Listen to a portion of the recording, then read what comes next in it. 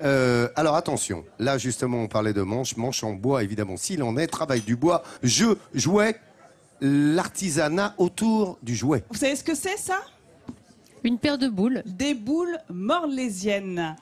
C'est des boules typiques de la région. Donc si vous venez faire du camping cet été dans la région, vous savez que dès qu'on a un brin de soleil, on adore les jeux en extérieur. On aime bien jouer à la pétanque ou bien aux jeux de raquettes. Sauf que si vous venez ici, vous aurez même droit aux jeux traditionnels bretons, comme ces boules qui sont particulières. Je vous les montre de plus près, parce que le breton, il aime la difficulté. Donc vous voyez, il a plombé sa boule, là sur la bande de roulement, et juste sur un côté, pour qu'elle soit déséquilibrée. Et surtout, les campings de la région ont une excellente idée.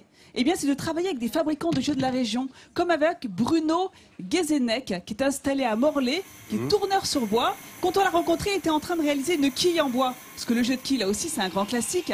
Il part d'une planche en hêtre, qui va d'abord dégrossir. On va casser les arêtes pour le mettre sur notre tour et lui donner une forme. Et une fois qu'il réalise sa première quille, il le met sur un autre tour qu'on appelle un tour à copier, qui permet donc automatiquement de réaliser une deuxième quille. Et la bonne idée, c'est qu'il les laisse à l'état brut. Comme ça, le client peut personnaliser ses quilles comme il le souhaite.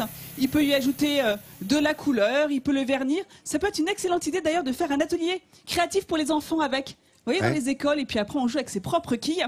Alors j'avais très envie de vous présenter les autres jeux que l'on peut trouver dans la région, les jeux de Breton. Alors je commence par Bernadette qui joue au birinig. Alors je vous explique le principe.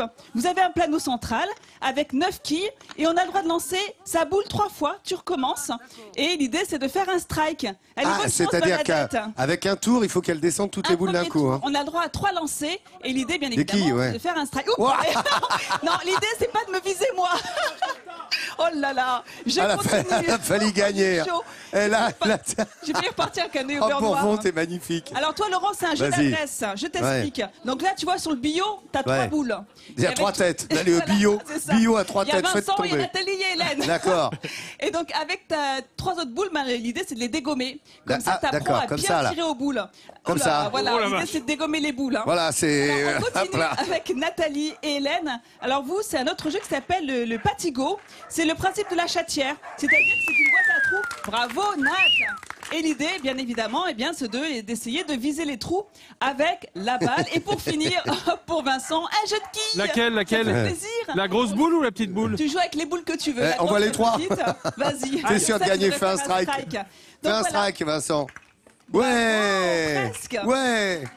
Je trouve que voilà, c'est une excellente idée parce que c'est une manière de faire vivre le patrimoine breton sous un prisme beaucoup plus sympathique. Voilà, c'est la culture ludique bretonne qui est présente sur les campings.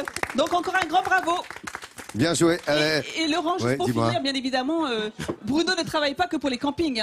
Pour les particuliers qui souhaiteraient commander un jeu en bois traditionnel, on vous mettra ses coordonnées sur france3.fr. Et là, j'ai l'impression que je ne sais pas si votre magazine de découverte, on va pouvoir le terminer parce que, évidemment, tout le monde joue. C'est parti, heureusement.